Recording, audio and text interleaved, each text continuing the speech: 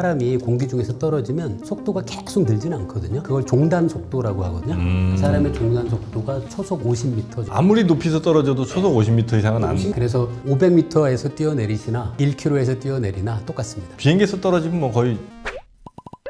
반갑습니다. 흥미로운 과학 이야기 재밌게 전해드리는 저는 정영진이고요. 은하들의 충돌과 진화를 연구하는 우주먼지 지흥배입니다. 성균관대학교 물리학과에서 일하고 있고요. 통계물리학을 연구하고 있는 김범준입니다. 저는 극지연구소에서 직업과 멘트를 연구하고 있는 지구화학자 박승현입니다. 자, 오늘은 저희가 물 관련된 얘기를 좀 해볼까 하는데 수영 혹시 세 분은 잘하시면 극지연구소니까 수영 잘하시겠네요, 그죠? 일단은 남극에서는 수영을 못하고요. 너무 물이 차가워가지고 뭐 수영을 그냥 물에 뜨기는 합니다. 잘하지는 못하고요. 예.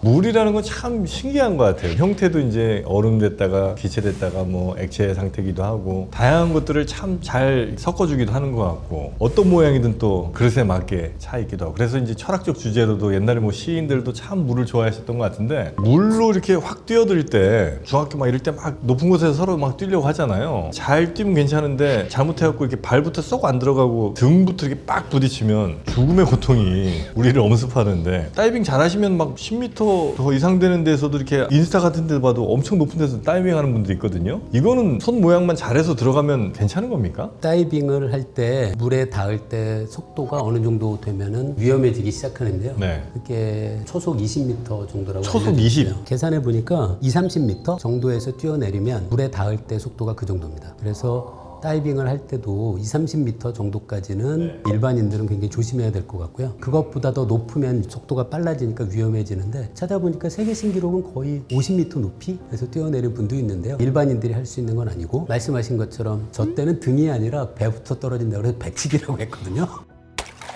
배치기 위험합니다. 높은 데서 떨어질 때는 그거는 한 10m만 돼도 위험하죠? 10m도 안 되죠. 배가 따갑잖아요. 그래서 물에 닿을 때 몸의 자세는 가능하면 몸을 똑바로 해서 물에서 멈출 때까지의 시간을 늘리는 게 유리하거든요. 물에서 멈출 때까지 시간을 길게. 그 충격력이 줄어들어서 그러려면 제일 좋은 방법이 머리부터 들어가거나 발부터 들어가는 건데요. 머리보다 발 쪽이 더 좁잖아요. 그래서 높은 데서 뛰어내릴 때는 발부터 다이빙하는 게 안전하다고는 알려져 있죠. 깊게 들어가는 게 물 표면에서 받게 되는 충격은 줄이죠. 줄이는군요. 덩치가 크면 클수록 더 위험한가요? 그럴 것 같아요. 예. 물에 닿을 때 면적과 관계가 있을 테니까요. 덩치가 크신 분들은 아무래도 면적도 넓고 더 위험할 수도 있을 것 같습니다. 예를 들어서 정말 높이서 떨어지면 아무리 뭐 자세를 잘 잡고 뭘 해도 안 되는군요. 그렇죠. 예. 근데 높이도 조금 생각해 봐야 되는데 사람이 공기 중에서 떨어지면 속도가 계속 늘지는 않거든요. 시간이 지나면 이제 저항이 있으니까. 예, 어떤 속도에 도달하고 그 이후부터는 더 빨라지진 않는데요. 그걸 종단 속도라고 하거든요. 사람의 종단 속도가 초속 50m 정도. 아무리 높이서 떨어져도 초속 50m 이상은 안 돼. 초속 50m까지 도달하려면 낙하 높이가 500m 정도로 알려져 있어요.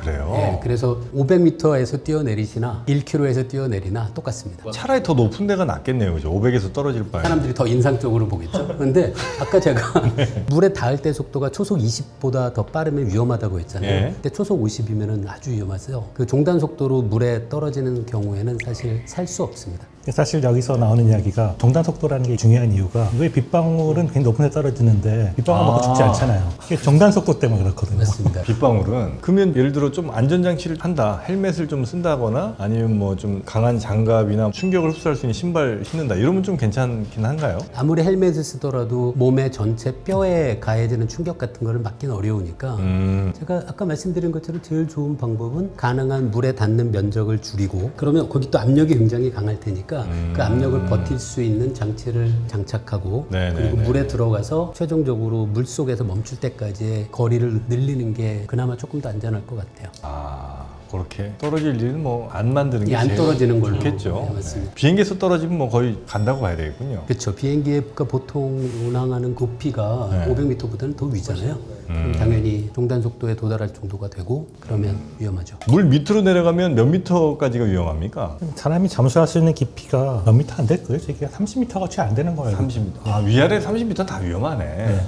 들어가면 그 압력이 높았다가 갑자기 낮아지게 되면은 뭐 혈액에 문제가 생겨서 잠수병이 생겨가지고 있어가지고 좋지 않은 걸로 알고 있습니다. 대략 한 2, 30m 넘어서는 떨어지지도 말고 잠수하지도 않는 걸로 일단 10m로 하죠. 10m. 10m 할까요? 10m 이상으로는 안 가는 걸로 하겠습니다. 예, 이제부터 이거 보신 분들은 10m 위에서 떨어지지 마시고 10m 밑으로 내려가지도 않겠습니다. 오늘 과학자분들과 함께 이야기 나눌 주제는요. 아까 물 이야기를 잠깐 좀 드렸는데 정확히 뭐가 물입니까? H2이죠. 수소 2개와 산소 하나로 모여있는 분자를 물이라고 합니다. 수소 2개, 산소 하나가 있으면 무조건 물이에요, 걔는? 여기 물 분자를 제가 확대시켜서 갖고 왔습니다. 아, 요게 이제 물입니까? 네, 빨간색이 산소고 네. 파란색이 수소입니다. 요 모양으로 딱 붙어 있습니까? 아니면 요게 이렇게 수평으로 가기도 합니까? 좀 어렵고요. 물 분자 하나의 구조는 상당히 안정적으로 알고 있어요. 근데 이게 고체인 얼음이 되느냐, 액체인 물이 되느냐, 수증기가 되느냐는 이 모양은 유지한 상태로 얘들이 여럿 있잖아요. 걔들이 어떻게 배열을 이루고 있느냐에 따라 바뀌는 거지. 네. 물 분자 하나가 모양이 많이 변하진 않습니다. 얘는 어디서 온 애야? 아니면 그냥 지구에서 자체적으로 만들어졌습니까? 되게 어려운 질문이에요. 지구에 물이 되게 많잖아요. 표면의 70%를 이제 물이 채우고 있는데 지구의 바닷물, 강물 이런 많은 물들이 어디에서 온 걸까는 아직 우리가 잘 풀지 못하고 있는 미스터리 중에 하나이기는 해요. 그래요? 옛날에는 그냥 간단하게 땅 속에 지하수 같은 걸로 스며들어 있다가 얘네가 뭐 증발하고 폭우가 내려서 바다를 채웠지 않았을까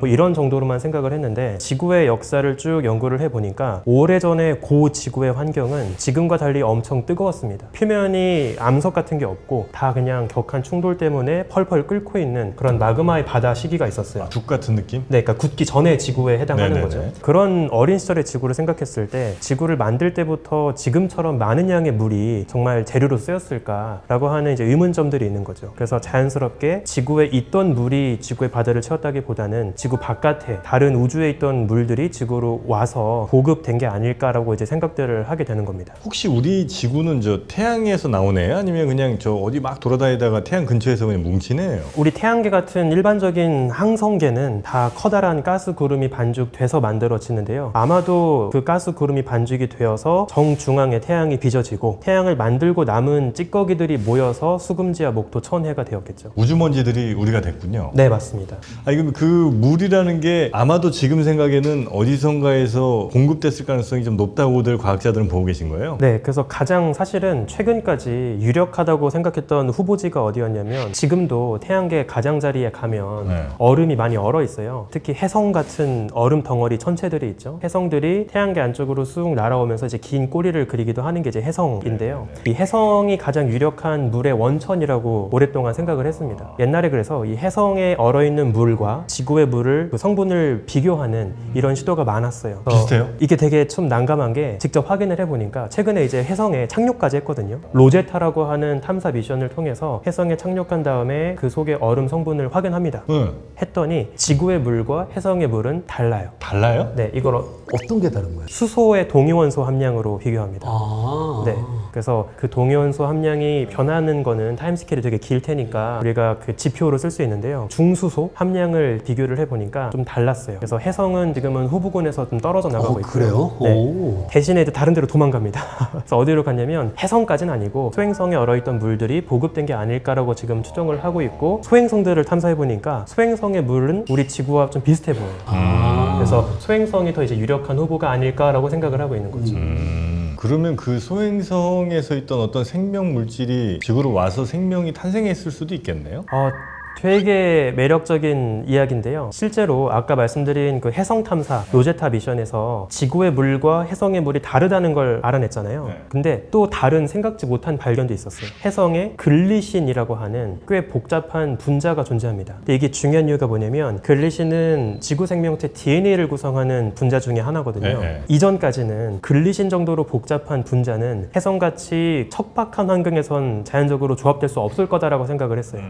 근데 알고 보니까 그런 성분들이 지구에서만 조합되는 것이 아니라 이미 지구 바깥의 해성과 소행성에도 존재했다. 그렇다면 어느 정도로 완성된 상태로 걔네가 지구에 왔을지도 모르고 모두 다 지구에서 조합된 게 아니라 이미 완성된 상태로 지구에 왔을지도 모르고 걔네가 이제 지구 생명체의 재료가 된 게 아닐까라는 이야기도 할 수 있는 거죠. 물론 이제 지구 안에서 뭐 원소들이 모여서 이제 생명이 태어났을 수도 있지만 어쩌면 그 외계에서 왔던 것이 우리 생명의 기원이 있을 수도 있고. 네, 그러니까 참 이 과학에서 아직 해결하지 못하고 있는 중요한 미싱 링크 중에 하나라고 저는 생각을 하는데 네네네. 빅뱅부터 별이 만들어지고 행성이 만들어지고 다양한 생명의 재료에 해당하는 원소가 어떻게 만들어졌는지는 잘 알고 있어요. 그리고 최초의 생명체가 탄생한 이후에 지구 생명체가 어떻게 진화했는지는 또 잘 알고 있어요. 근데 그 원소 레벨의 재료가 어떻게 최초의 생명체가 되었는지에 대해서는 아직 우리가 명확히 그림을 좀 그리진 못하고 있는 거죠. 그러니까 물리학자들은 할 일 다 했고요.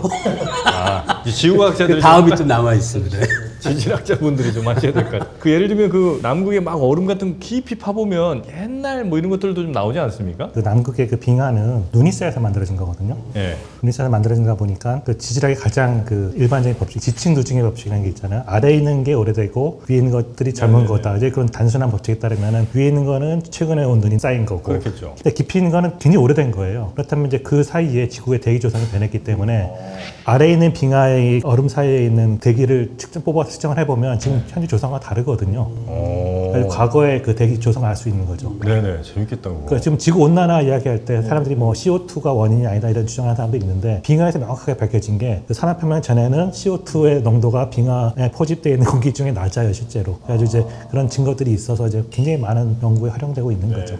오래된 얼음은 몇 년쯤 됐다고 지금 혹시 밝혀진 거는 어느 정도 됐습니까? 남극이 얼어붙기 시작한 걸 뭐 한 4천만 년 정도로 잡으면 4천만 년 전에 남극이 따뜻했어요? 그렇죠. 빙하로 덮여있지 않았죠. 아, 그래요? 가장 오래된 건 4천만 년을 넘을 수는 없을 테고, 근데 4천만 년까지 뚫지는 않았으니까 네네. 관심 있는 건 몇만 년 수준이다 보니까 몇만 년 수준까지 뚫어가지고 그 안에서 이제 그 대기 조성들을 지금 연구를 하고 있죠. 그럼 대략 그럼 4천만 년 전에는 그러면 지구에 지금보다 물이 훨씬 많았겠네요? 지구 물의 총량은 변함이 없다고 봐야 되고 전체 형태가 바뀐다고 봐야 되겠죠. 그러니까 예를 들면 이제 우리 대한민국 한반도는 지금보다 훨씬 더 수면의 그 높이가 높았겠네요. 그렇죠. 바다에 얼마나 물이 있을 것 같으세요? 지표만 이야기했을 때. 바다의 물의 양이요? 지구 내부까지 하면은 지구의 물이 가장 많은데 어디냐 하면은 지구 내부에 멘틀에 제일 많아요.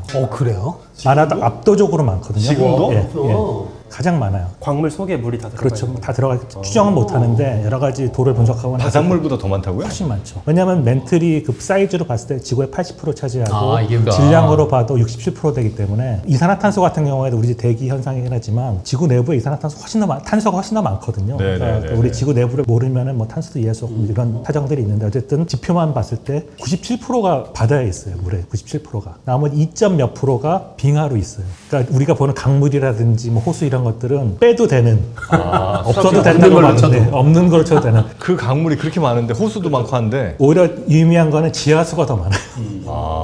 그러니까 지하수에 드러나는 게 이제 강물이라고 보면 되는 거니까. 네네네. 그러니까 지하수는 그래도 뭐 0. 몇 프로는 되는 이런 수준인데 강물은 뭐 지워도 되는 정도 숫자. 아마존강 그렇게 긴데도 그렇죠. 네. 그러니까 과거에는 이제 그 2%에 해당되는 남극의 빙하가 없었던 거죠. 이제 바다로 있다 보니까 때는 훨씬 더 이제 해수면이 높았던 거고 아직 남극 빙하가 뭐 굉장히 많이 녹지는 않았지만 혹시라도 그런 게 일어난다면은 정말 지구 환경은 크게 변한다고 볼 수밖에 없죠. 저 하나 여쭤보고 싶은 게 있는데 그러니까 멘틀 속에도 물이 되게 많다고 하셨잖아요. 그게 멘틀이 고체임에도 유동성을 갖게 되는 이유이기도 한 건가요? 그게 없어도 유동성을 가질 수는 있어요. 기본적으로 이제 그 고온 고압에서는 그 결정 구조를 유지하면서도 이렇게 밀릴 수가 있는데 그 계산을 해봤을 때 그런 순수한 물이라는 윤활유가 없을 때에 비해서는 훨씬 더 멘틀이 빨리 움직이고 있거든요. 그러니까 그런 속도를 더 페이지를 더 높여주는 역할을 물이 하고 있는 거죠. 그 멘틀 속에 있는 물이 멘틀에 있었던 것뿐이 아니라 지표에 있는 물이 다시 멘틀로 들어가고 멘틀에 물이 다시 나오거든요. 그러니까 지표에 있는 물이 깊이까지 들어가요. 그러니까 그런 식의 어떤 큰 순환을 하고 있는 거죠. 근데 그 물은 이제 모든 만물의 어떤 생명의 근원이다 이런 얘기를 많이 하는데 물 없는 생명은 상상할 수가 없습니까? 아니면 우리가 너무 그건 고정관념인가요? 근데 물이 정말 독특한 물질이거든요. 네. 그래서 아마 물 얘기만 해도 우리 한참 얘기하셨을 것 네. 같은데 일단 제가 알고 있는 것 중에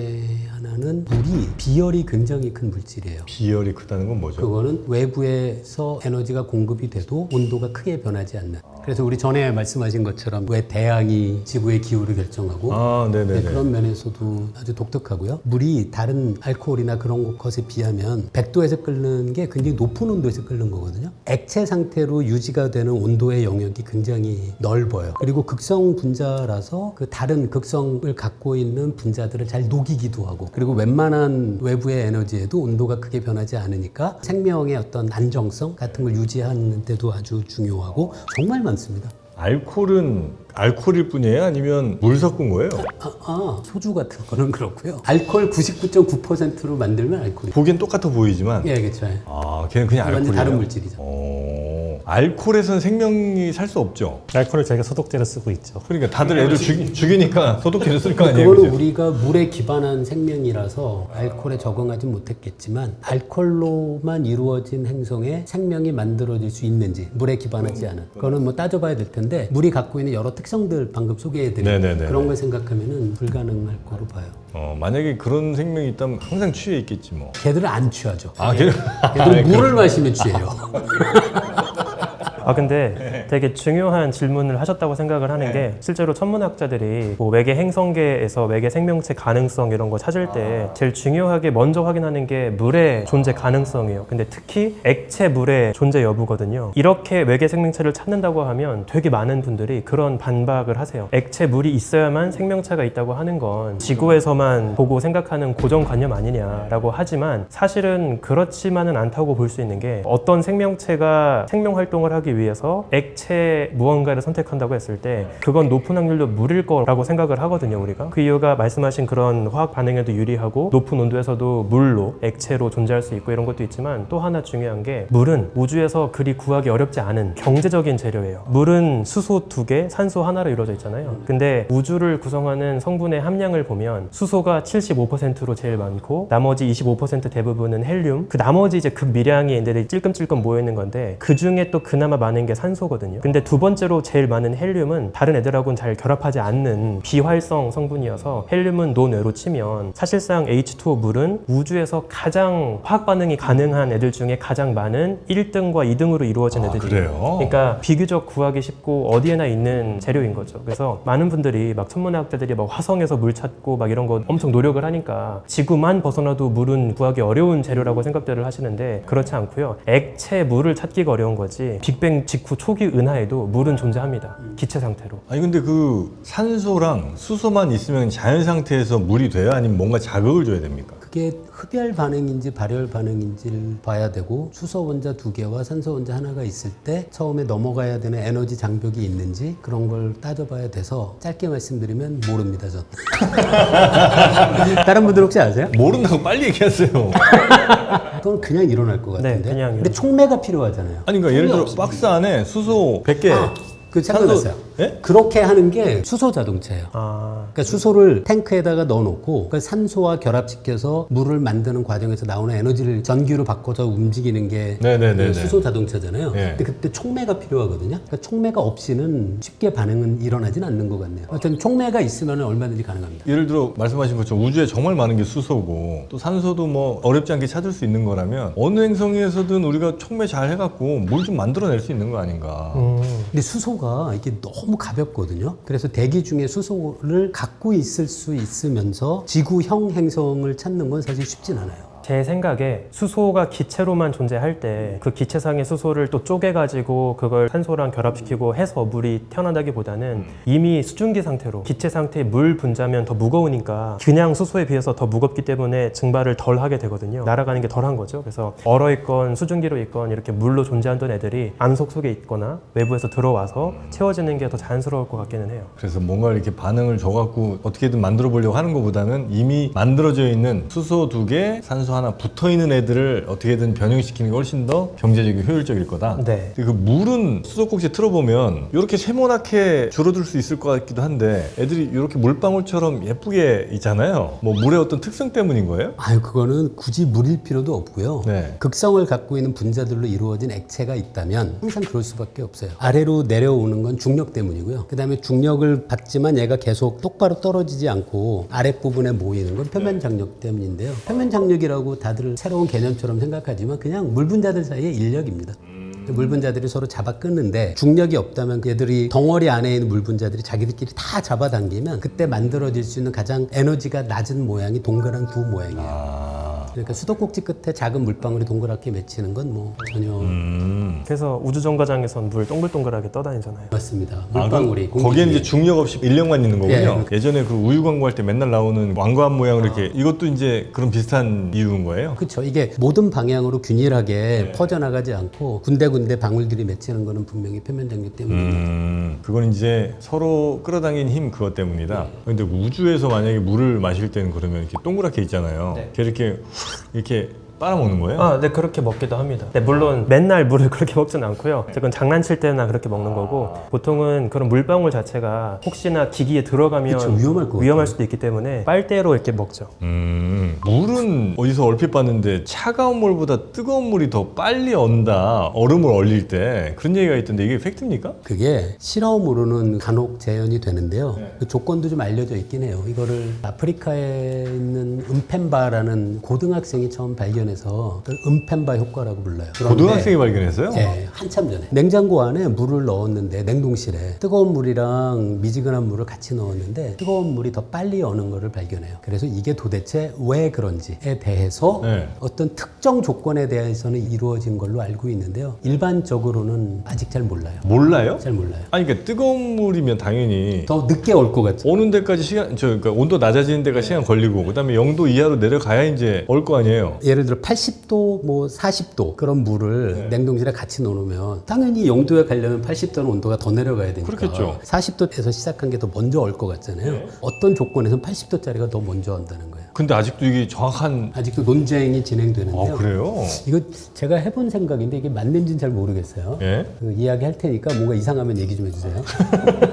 이게 사실 우리가 온도라고 얘기하는 게 그 물질 안에서 분자들이 열운동하는 정도예요. 그 분자들의 운동 에너지에만 관계해요, 온도는. 그런데 어떤 물질의 전체 에너지는 운동 에너지와 분자들 사이의 포텐셜 에너지의 총합이거든요. 그런데 지금 제가 생각해 본 가정은 예를 들어 극단적인 상승이에요. 80도짜리 물을 온도를 낮추면은 바깥에서 뺏어가는 에너지가 뺏기는 열의 형태가 운동 에너지만 줄인다라고 가정하고요. 포텐셜 에너지는 그대로 있고 거꾸로 40도짜리 물은 운동 에너지는 안 건드리고 외부에서 냉동실에 넣으면 그때 뺏어가는 에너지가 포텐셜 에너지만 줄인다라고 하면 그게 아주 이상한 건 아니죠. 만약에 이게 맞다면 80도짜리 물이 얼었을 때의 얼음 상태에서의 물 분자들의 배열과 40도짜리가 얼었을 때의 물 분자의 배열이 다를 거예요. 포텐셜 에너지를 다른 형태로 갖고 있으면서 네. 운동 에너지만 줄이면 결정 구조는 고정돼 있고 그래서 결정 구조에서 물 분자가 얼마나 활발히 움직이냐에 따라서 얼음이냐 물이냐가 결정되는 거라서 불가능할 것 같지는 않다는 생각을 제가 해본 적은 있습니다. 그런데 만약에 뜨거운 온도의 물이라면 외부에서 우리가 열을 뺐는데 운동 에너지만 줄인다라고 상상해보고 왜?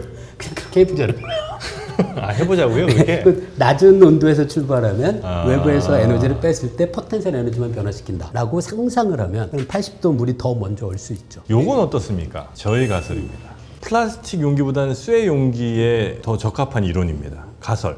뜨거운 물과 이제 비교적 차가운 물이 있을 때 뜨거운 물은 활발하게 움직이잖아요, 물 분자가. 예. 활발하게 움직이면서 그 차가운 용기에 더 자주 부딪히는 거죠. 자주 갖다 부딪히는 거예요. 예. 뜨거운 물에서요? 뜨거운 물에서. 네네. 차가운 물은 얘가 이제 느리게 움직이니까 그냥 어쩌다 한 번씩 부딪히고 얘는 1초에 10번, 얘는 1초에 막 30번씩 부딪혀요. 근데 그 어쨌든 그 차가운 바깥쪽에 있는 그 쇠 용기에 많이 부딪히면 얘는 이제 바로 얼어버리는 거죠. 부딪힌 애는. 그러면 부딪힌 애 바로 옆에 있는 또 뜨거운 애는 부딪힌 애 등 쪽에 부딪히면서 얘도 또 얼어버리고. 아주 재밌는 아이디어신데요. 빨리 움직인 애들이니까. 네, 그럴듯해요. 그런데 그걸 이제 열 전달이 되는 과정인데요. 네. 열 전달은 양쪽의 온도 차이에 비례하거든요, 속도가. 그러니까 말씀하신 것처럼 뜨거운 80도 물을 이쪽에 차가운 뭐 0도짜리 뭐 유리컵에 붙였다. 그러면은 80도짜리는 초기에 굉장히 빨리 식어요. 40도짜리보다. 그런데 얘가 결국 식다가 40도가 됐잖아요. 그럼 얘는 그러니까 그때부터는 똑같아요. 제논의 역설과 비슷한 거군요, 그러면. 얘는 40도고 얘는 그쵸, 그쵸. 얘는 네. 20몇 도 되고 네. 얘는 다시 또 그렇죠. 얘가 80도에서 40도까지 될 때 40도짜리는 온도가 20도밖에 안 줄 수 있어요. 하지만 줄긴 하죠. 어떻게 되더라도 둘이 이렇게 크로스할 수는 없죠.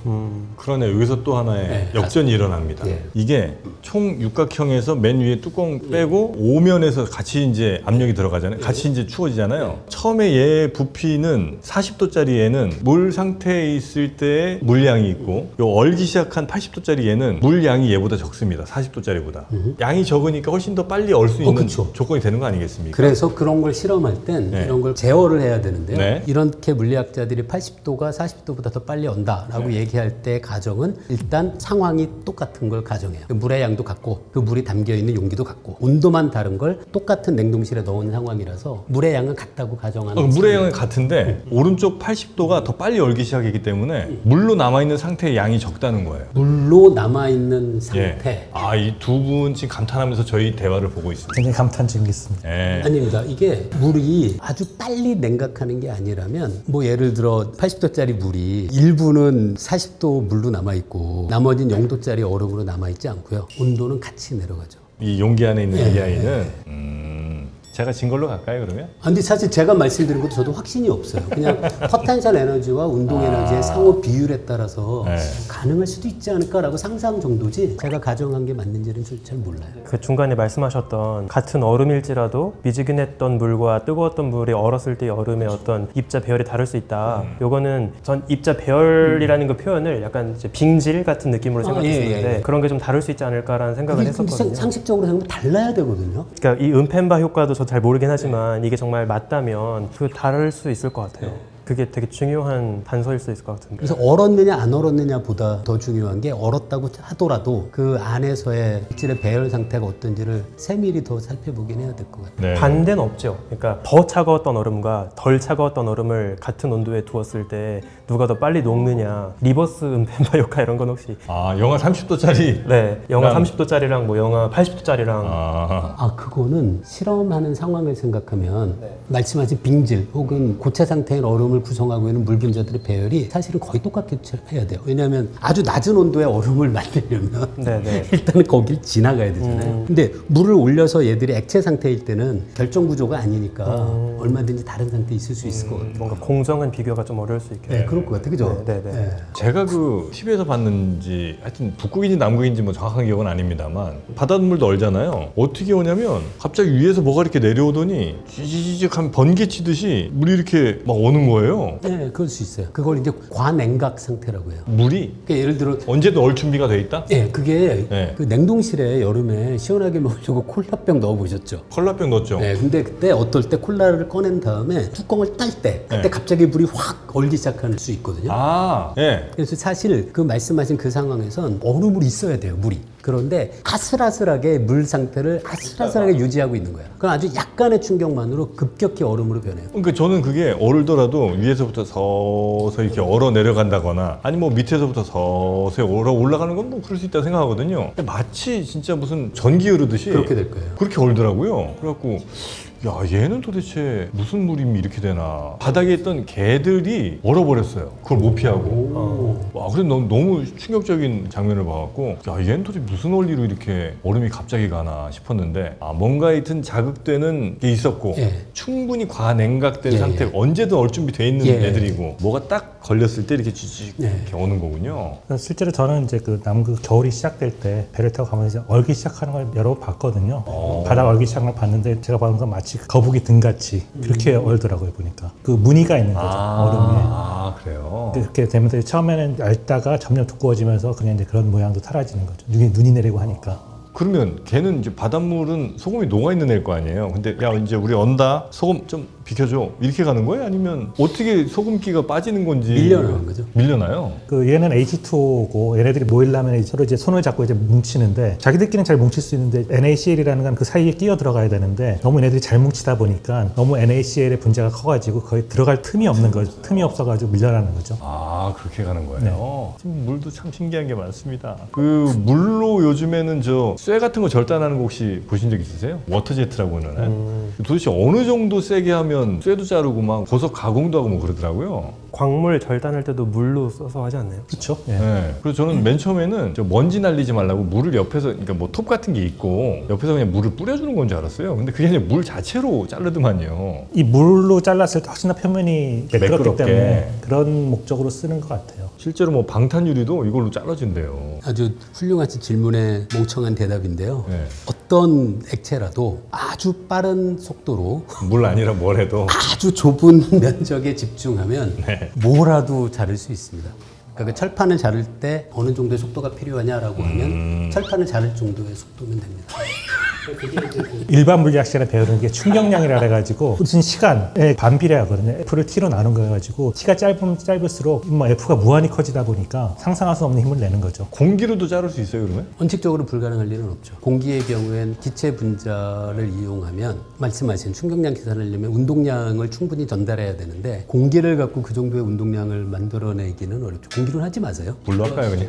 물은 지구상의 30%쯤 어디 지구 밖으로 보내면 우리는 다 죽는 거죠? 그렇겠죠, 아마도. 근데 말씀 들어보니까 강물을 없애고 바닷물이나 멘틀에서 그만큼 갖고 오면 뭐 멘틀에 그렇게 물이 많다는 거 처음 알았어요. 그러게요. 강물. 뭐든지 멘틀에 제일 많습니다. 워낙 크니까. 그렇죠. 네. 물도 참 신기한 게 많아요. 예. 그래서 오늘은 이제 물 관련해서 재밌는 이야기 좀 나눠봤는데 혹시 물 관련해서 이 얘기는 내가 좀 했었어야 했는데 깜빡했다 이런 얘기 혹시 있으시면 그 물에 대해서 제가 말씀드릴 수 있는 것 중에 하나가 물이 얼면서 부피가 늘어나잖아요.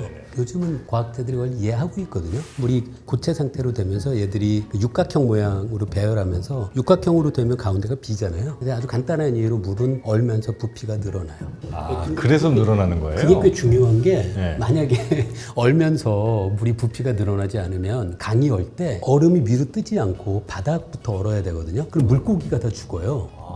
밀도가 높아져서 가라앉을 테니까. 네네네네. 그래서 겨울철에 물고기가 물속에서 겨울을 넘길 수 있는 이유가 물이 얼면서 부피가 늘어나기 때문이라서 아주 우리가 고마워해야 되는 성질이죠. 오늘 그 말씀 좀 드리고 싶은데 제가 말씀드린 것 중에 네. 제가 잘 모르고 한 얘기가 많거든요. 네. 그러니까 그 시청자분들 보시면서 제가 한 얘기라고 다 믿으시면 안 된다는 부탁을 좀 말씀드리고 싶습니다. 모르고 한 얘기 많습니다. 네. 댓글로 다 이제 화살 맞으시면 됩니다. 그런 거는. 네. 야, 이런 여러 원소들이 이렇게 뭉쳐갖고 뭔가 분자가 되고 그 또 분자가 또 이렇게 뭐 생명체도 되고 하는 게 진짜 너무 너무 신기하네요. 신기한 거죠. 예. 그런 것들 또 물리학이 다 밝혀내고 있죠. 예. 네. 뭐 물리학이 다 밝혀낸 건 또 우리 지구과학이 또 다 다스리고 계시고요. 늘 구체적인 상황은 지구에서 일어나는 거죠. 아, 그렇죠. 사실 우주 단위에서 보면 다 먼지 같은 얘기 아니겠습니까? 138억 년의 우주에서 찰나에 벌어지고 찰나이죠. 있는 예. 참 의미 없습니다. 그죠? 네. 그러나 재미는 있습니다. 의미는 없을지라도. 오늘도 재밌는 과학 이야기 세 분과 함께 나눠봤습니다. 세 분 고생 많으셨습니다. 고맙습니다.